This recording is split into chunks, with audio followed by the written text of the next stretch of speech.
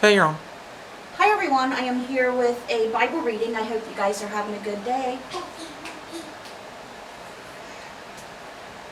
Okay, yesterday I forgot to write it down so I'm not positive, but I think I read in the King James Version yesterday. If I'm wrong, I'm sorry.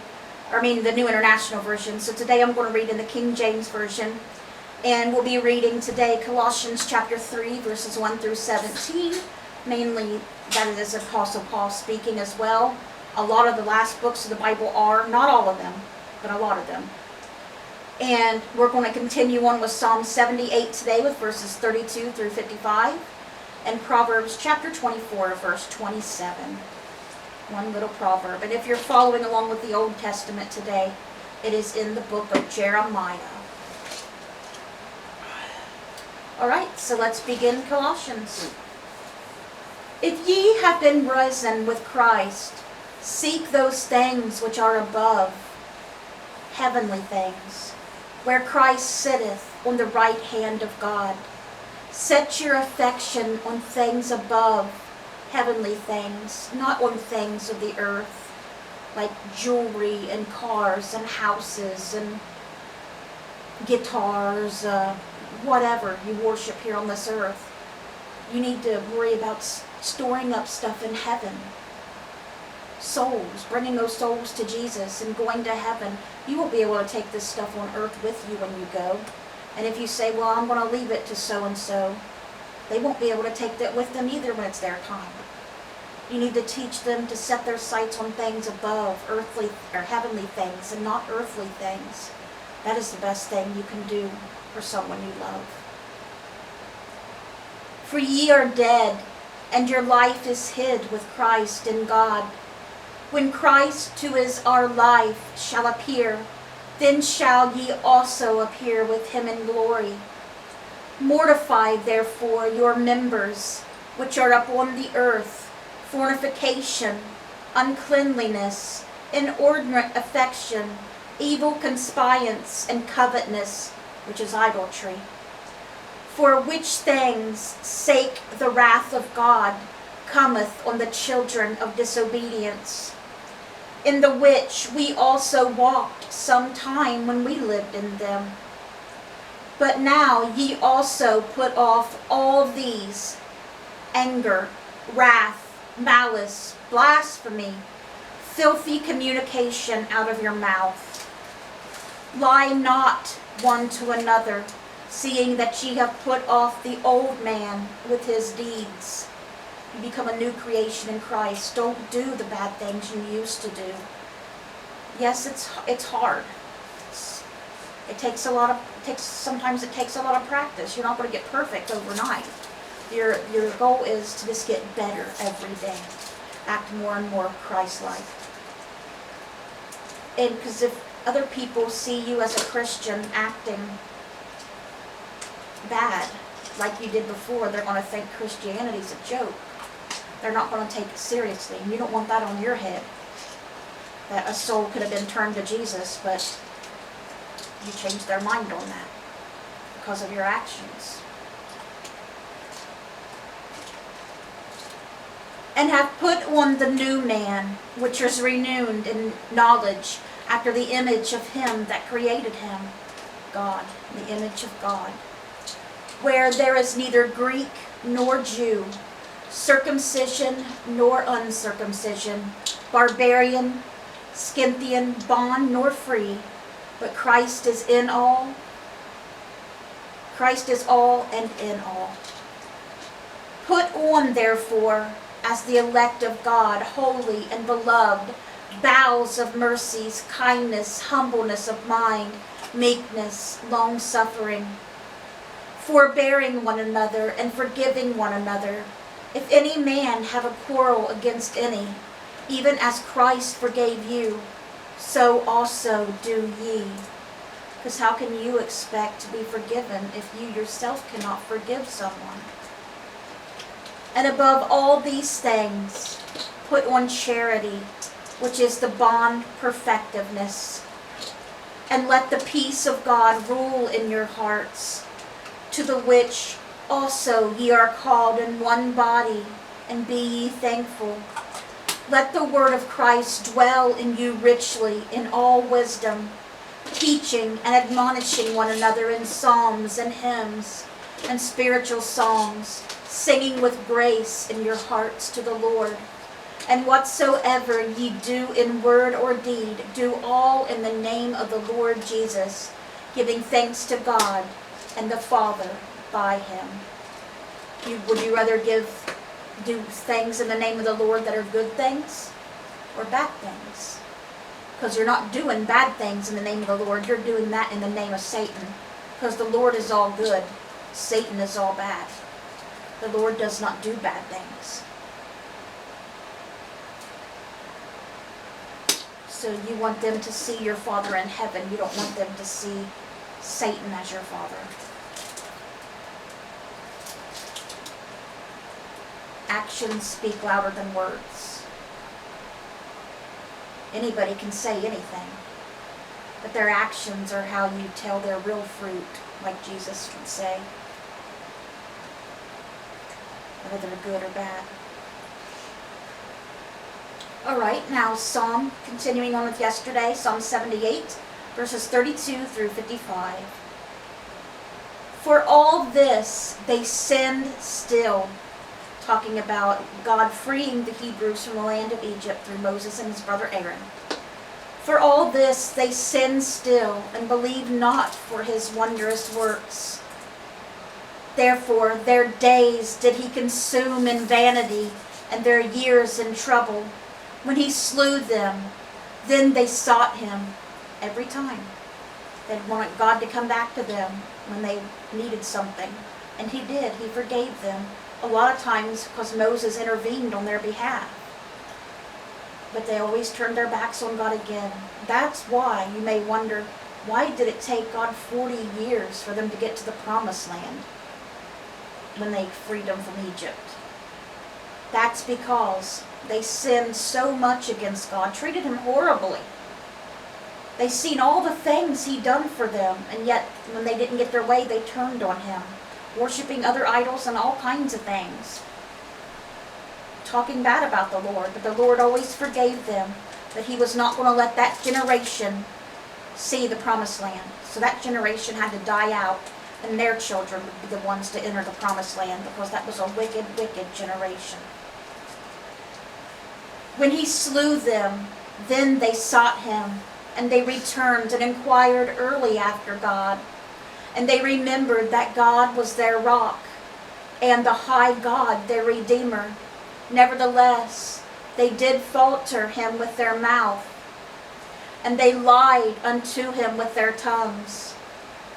You can't hide nothing from God. He knows the truth, guys. He's just going to see, are you going to lie to me or not? It's like, when your child's telling you a lie, and you're like, are they really going to tell me the truth, or are they going to lie to my face? Because you already know the truth. You're just waiting to see how they will act. Same with us and God. We're his children, and he does the same with us. Nevertheless, they did falter him with their mouth, and they lied unto him with their tongues. For their heart was not right with him, neither were they steadfast in his covenant. But he, being full of compassion, forgave their iniquity, and destroyed them not. Yea, many a time turned he his anger away, and did not stir up all his wrath. For he remembered that they were but flesh, a wind that passeth away, and cometh not again. How oft did they provoke him in the wilderness, and grieve him in the desert? Yea, they turned back and tempted God, and limited the Holy One of Israel. They remembered not his hand, nor the day when he delivered them from the enemy. How he had wrought his signs in Egypt, and his wonders in the field of Zon, and had turned their rivers into blood, and their floods that they could not drink. You remember all the plagues he'd done in Egypt to free them, remember? And just like when they're children, if they're not taught about the Lord and know the Lord, they're going to say, well, that was in your time. We don't believe in God. We've never seen him in our time. we think that's a joke. That's why you have to teach your children. He sent divers sorts of flies among them, which devoured them, and frogs, which destroyed them. He gave also their increase unto the caterpillar, and their labor unto the locust. He destroyed their vines with hail, and their sycamore trees with frost. He gave up their cattle also to the hail, and their flocks to hot thunderbolts. He cast upon them the fierceness of his anger, wrath and indignation, and trouble by sending evil angels among them. He made a way to his anger. He spared not their soul from death, but gave their life over to the pestilence, and smote all the firstborn in Egypt, the chief of their strength in the tabernacle of Ham. But it did not affect the Hebrews' firstborns, the Israelites' firstborns. Why? That's why we celebrate, why Passover is celebrated. Because that's when God, the spirit of death, God sent over to kill all the firstborn of people and animals, all the firstborns. But in order for death to pass by the Hebrews, so they would not be affected, they had to take lamb's blood and smear it on the top of their door frame outside their house, and death passed them by. But the Egyptians, of course, even Pharaoh, his oldest son, died. That's why Passover is celebrated. If you ever hear Passover and wonder what it means, that's why it's celebrated. Because the spirit of death passed over them. He gave up their cattle also to hell, and their flocks to hot thunderbolts. He cast upon them the fierceness of his anger, wrath and indignation, and trouble by sending evil angels among them. He made a way to his anger. He spared not their soul from death, but gave their life over to pestilence, and smote all the firstborn in Egypt, the chief of their strength in the tabernacle of Ham, one of Noah's sons, but made his own people to go forth like sheep, and guided them in the wilderness like a flock. And he led them on safely, so that they feared not.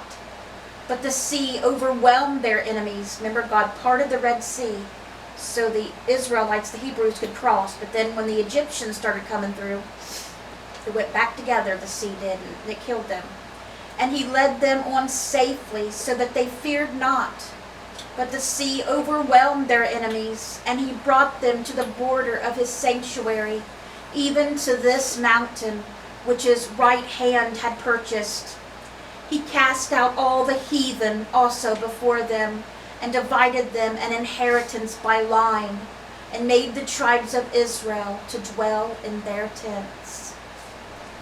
Many people, they fought for their lands, and God had them win every time. All right. And until they disobeyed him, and I believe it was the tribe of Ephraim, God told them all to fight, but they turned back. They wouldn't fight. So God gave them to the hands of their enemy. And then, of course, he freed them again, and they always kept turning away from him, no matter what he done. Proverbs 24, verse 27. Prepare thy work without, and make it fit for thyself in the field, and afterwards build thine house. All right, guys. Just like we do today, so many of us will worship God, but then when something bad happens in our lives, whether it's someone passing away or losing our job, whatever it may be, losing your house, you blame God for it, and you turn away from God. Some people do, and it's very sad. It's very sad. But then when God helps them again, they turn back to him. That's why you got to have strong faith, because being a Christian doesn't mean you're going to have a perfect life. It's even going to be harder than people of Satan, because Satan don't mess with people he already has. He likes to mess with Christians and try to turn them from the Lord. He wants to win their souls, to turn them from God. And he'll do bad things and make you think God is doing it to you.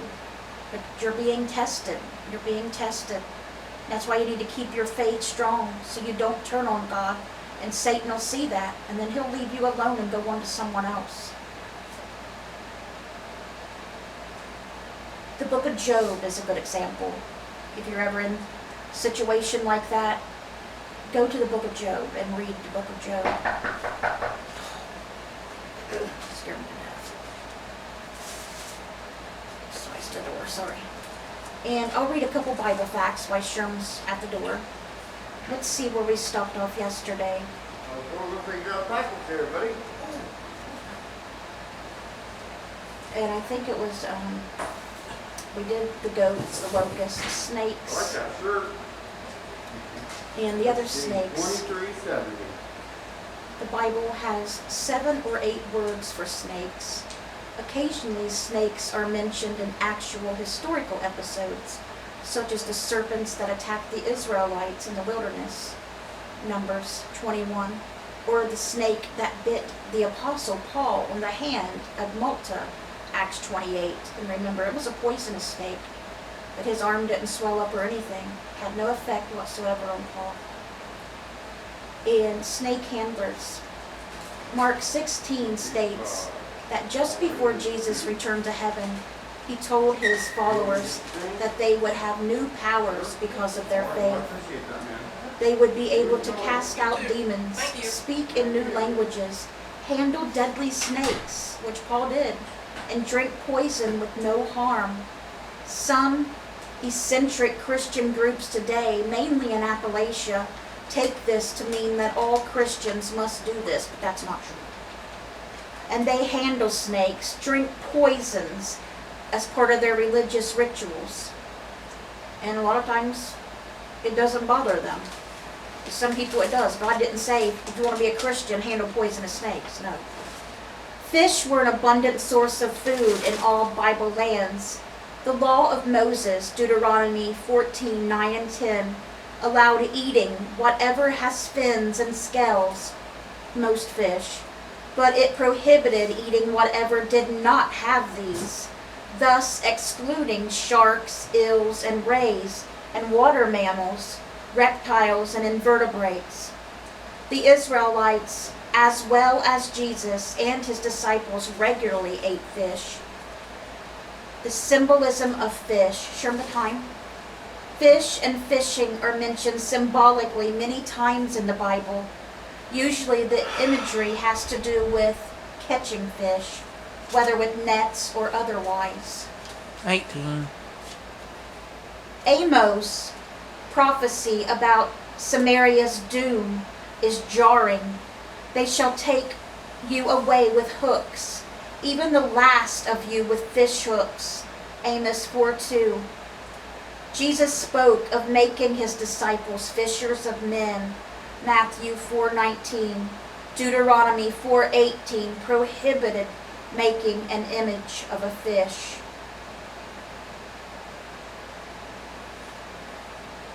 And remember, that's how Christians back there secretly told that they were Christians, by putting the fish on the door of their house. That the other Christians knew that other Christians were there, and it was a safe place. Because they just couldn't write on the door, Christians live here. Christians were persecuted, just like they still are in some countries today. They would get killed, arrested, killed, all kinds of things. So they symbolized Christianity with a fish symbol. Okay, so we'll stop there. I hope you guys have a great rest of your day. Let's bring those souls to Jesus, and God willing, we'll see you guys again tomorrow with another Bible reading. Bye guys, God bless.